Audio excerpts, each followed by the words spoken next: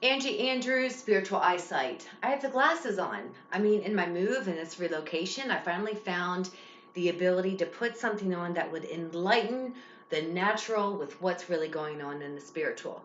And so today I'm going to talk really quick because this is just a little synopsis of how I see our lives should be always spiritual, supernatural, if you will. So I'm going to dumb it down for you, back it all the way up to when we open and close doors. That is, we open a door. Looky there. We're able to leave, come as we go. This is a conduit, this is an entranceway, this is a passageway. So if we open the door or if we shut the door, we have to understand that that is authority that we carry as believers. I'm going to say that there's a lot more we could be doing. The first thing we might want to do is shut down the TV, especially with all this media and hype going on with the propaganda of the election. I mean, I get it. Most people think that, God is political. I don't think like them. Those people are probably the reason why I'm going to keep these on, because this is going to represent truth. I don't know why we would think that our God is actually political. I mean, dang, back in the day of Constantinople and all these, wars going on and slaughtering of Christians. I mean, look at the Apostle Paul, for the love of God. Do you really think God's like championing all this kind of war and dissension? And God, it's lame to me. It's really stupid. Especially for the fact, I'll take off my glasses on this one. I worked in DC, my friends. The Democrats and Republicans are friends. Their kids are going to country clubs and private schools that our kids never will. Just get a brain cell. Anyway, I'm going to address these issues. These are hot topics when we shut the door or open the door to problems in our relationships. First issue is going to be, how do you know if somebody is telling you the truth? Most of the time, when they're pacifying it and they're trying to make it like everything's fine, don't worry about it, I'm good, it's cool, you need to dig a little bit deeper. Because what happens in a normal routine in this day and age of an average person is you get up, you walk out that door, you go to work, you're bombarded with all these fiery darts that the enemy's going to shoot at you, and it's all to dumb you down. It's either to make you brainwashed and think that the government's going to save you, just saying, or it's going to be, oh, this person likes me and I'm drawn to this person, and oh my gosh, that's really going to be a wake-up call. Put the spiritual glasses on for that. Please don't fall for any Tom, Dick, and Harry just because they give you attention. That's desperation. You need to draw a nice line that says, I'm worth a little bit more. I want to actually have a conversation about Christ. And for all of you out there that's not down with Jesus, okay, carry on. You probably won't like what I have to say. What I'm trying to address, though, is the things that we let into our lives through doors. Doorway number one being when somebody lies to you, you have every right to say, I don't really trust you at this time. There's something going on. There's something that I'm kind of getting a vibe, a sense, a feel, a know over. And I can look into your eyes and see them being shifty. And I'm not really trusting you. You get to lay the parameters out of what you're going to receive into your personal space. We've got 5 friends that we will probably have in our day and age. That means people that will really know the dirt on you, and they're going to be cool with it. They're not going to judge you. They're not going to expect you to change. They're not going to do any of this thing that says, tisk, tisk, tisk. You shouldn't do that. I don't think you were at church on Sunday. That's my biggest beef right now. That's a personal one. I know people want me to be able to go to all of their little functions, and in my personal opinion, that's no more than going to a country club. And I don't really look good enough all the time. I like to roll out of bed and just come as I am, and evidently that's not acceptable either. So if somebody lies to you, what do you do? What if you catch them in the act? What if you actually sense that, wow, this person is sneaky, hiding, vague? Maybe they're just not going to talk about it. Those are warning, warning, warning signs, especially if you are looking at a significant other or a dating prospect. I would say if they have already this hidden little thing that they do, maybe it's a habit, maybe it's too much drinking, maybe it's, oh, this vagueness of whereabouts.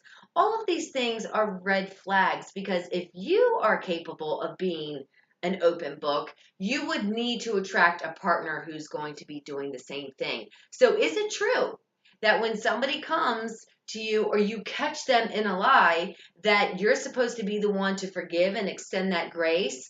Or do you put two and two together and be like, this probably isn't the first time it's happened?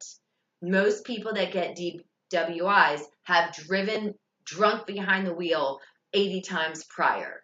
So when I'm saying the moment that you catch somebody in a lie could be just the theme of their life. It could be, well, you just now caught them. But in fact, they're living a life that this is surrounded by their own web of lies. And those would be things where you get to say, back that train up. I can't handle this in my life. And I'm going to be peace out. See ya. I'm going. And I would invite you to do so. Shut the door on that, because when we open ourselves to things in the spirit realm, we start feeling the heaviness. It gets too much of a burden to bear. And then before you know it, we're getting agitated and angst is coming on. And then we're wanting that other person to change, fully knowing that when they walked into our domain, they were showing signs of sketchiness. That's where you then get to use your authority and say, I bind this.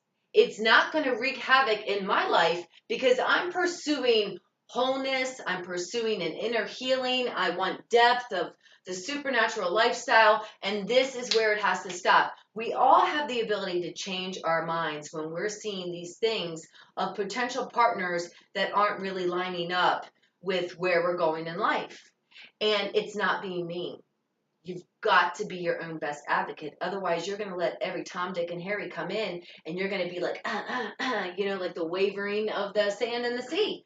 You're not going to have anything to stand on. So with that, I have this other point. When you are good, when you're really seeking out a mate or a person to edify you, that you can go and do the things of God together, you best know what it is you want to do in God anyway. Because if you're like, whatever, okay, I need some kind of a background. I need a storyboard. I need some kind of testimony that tells me you've already been working this thing and you're now ready to launch out and just soar. But if you're like, oh, I'm feeling around and I want to maybe see if God is something I want to, believe in and serve, that's fine for you. And you have your process. But it's not going to be fine for somebody else who's already in the midst of theirs.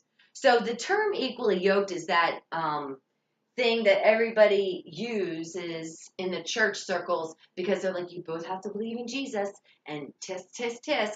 And again, that makes me almost want to vomit because it's nothing but dogma. In reality, it would be that both people are working on their wholeness. And wholeness, I'm going to define for you, would mean checking out your past. You don't just deny it and sweep it under a rug. You say, hey, this legitimately messed me up because a lot of themes in my life have played out back according to what I believed as a child. I mean, that's just therapy and science together, which makes supernatural, spiritual intrigue and truth as far as I'm concerned. So when we just say that we have the ability to take things into our senses, that means the close proximity that we have with other people in our relationships. If you invite them in to your domain, if you invite them into your heart, and then you realize, this isn't really a right fit, you have every right to say, in the authority of God, I need protection and I need to recalibrate and I need to maybe open that door and let some stuff out, air out the ways and the traffic ways in my own domain, and I get to say we're starting over from scratch.